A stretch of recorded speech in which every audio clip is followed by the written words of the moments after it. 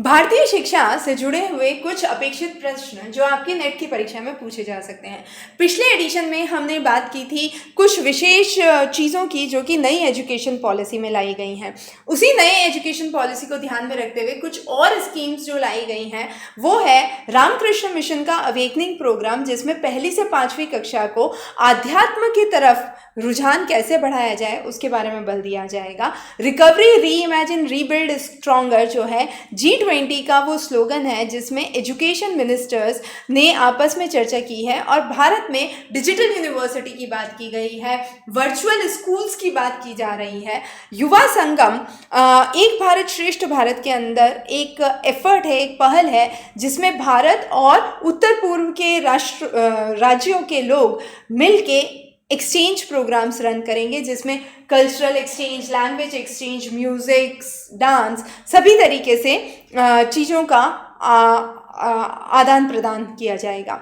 National credit framework नई भारतीय शिक्षा प्रणाली के अंदर जो मल्टीपल एग्जिट और मल्टीपल एंट्री की बात की गई है उस पर बल देता है। तो इसका मुख्य उद्देश्य ये है कि आप किसी भी कॉलेज से एक कोर्स कंप्लीट कर सकते हैं, डिग्री ले सकते हैं, फिर आप दूसरे कॉलेज में एनरोल करके दूसरे कोर्सेज ले सकते हैं, डिग्री ले सकते हैं। ये सब आपके एकेडमिक क्रेडिट बैंक में जमा हो जाएंगे, जिसे ABCB कहा गया है, एकेडमिक बैंक ऑफ क्रेडिट। और यहाँ पर एक नेशनल क्रेडिट फ्रेमवर्क बनाया जाएगा। तो स्टूडेंट्स के लिए सहायता मंद है, क्योंकि जो स्टूडेंट एक यूनिवर्सिटी से दूसरी यूनिवर्सिटी में शिफ्ट कर रहे हैं, किसी वजह से वापस अपने घर लौटे हैं, वह अपनी शिक्षा इस तरह से कंटिन्यू रख सकते हैं। भारत का एक न्यू इंडिया लिटरेसी प्रोग्राम चालू किया गया है। ये 5 वर्ष की अवधि का होगा, 2023 से 2027 तक की इसकी अवधि होगी। इसमें 5 मुख्य ऑब्जेक्टिव होंगे। एक होगा फाउंडेशनल लिटरेसी, दूसरा होगा क्रिटिकल लाइफ स्किल, तीसरा होगा वोकेशनल ट्रेनिंग, चौथा होगा बेसिक एजुकेशन और 5वां होगा कंटिन्यूइंग एजुकेशन। इन सभी की सहायता से किस तरीके से हम नई शिक्षा प्रणाली पर साक्षरता की दर बढ़ा सकते हैं उस पर बल दिया जाएगा। समग्र शिक्षा अभियान के अंदर बहुत सारी चीज़ें जुड़ी हैं। अभी तक जो वोकेशनल कोर्सेज होते थे वह सिर्फ सरकारी स्कूल्स में होते थे, गवर्नमेंट स्कूल्स में होते थे। अब वो गवर्नमेंट एडेड स्कूल्स में भी पहुंचाए जाएंगे।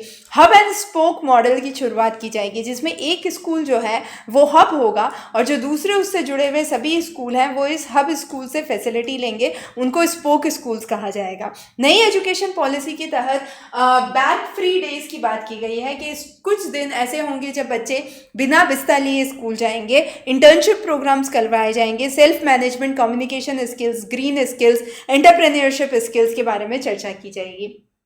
पिछले 5 वर्षों में भारत में 6 नई सेंट्रल यूनिवर्सिटीज़ बनी हैं, जिसमें से 3 यूनिवर्सिटीज़ जो हैं वो संस्कृत से जुड़ी हुई हैं। सेंट्रल संस्कृत यूनिवर्सिटी की स्थापना दिल्ली में की गई है। नेशनल संस्कृत यूनिवर्सिटी की स्थापना तिरुपति, आंध्र प्रदेश में की गई है। इसी तरीके से लाल बहादुर शास्त्री नेशनल संस्कृत यूनिवर्सिटी वापस दिल्ली में इस्टेब्लिश की गई है। सिंधु सेंट्रल यूनिवर्सिटी बनाई गई है आपके खलस्ती, लद्दाख के क्षेत्र में। एक ट्राइबल यूनिवर्सिटी बनाई गई है आंध्र प्रदेश में, और आंध्र प्रदेश में एक सेंट्रल यूनिवर्सिटी। तो कुल 3 यूनिवर्सिटीज़ हैं आंध्र प्रदेश में। एक संस्कृत यूनिवर्सिटी, एक सेंट्रल यूनिवर्सिटी जो कि अनंतपुर में है, और एक ट्राइबल यूनिवर्सिटी जो कि विजयनगरम में है। तो ये आपकी कुछ प्रमुख यूनिवर्सिटीज़ हैं जो नई इस्टेब्लिश की गई हैं। कौन सी यूनिवर्सिटी किस क्षेत्र में आई है, बहुत प्रमुख क्वेश्चन बनता है, अच्छे से इसको कवर करिए। अगर आपको कहीं भी कोई भी क्वेश्चंस पे डाउट है, कोई क्लैरिफिकेशन है, तो आप हमें तुरंत ही संपर्क कर सकते हैं।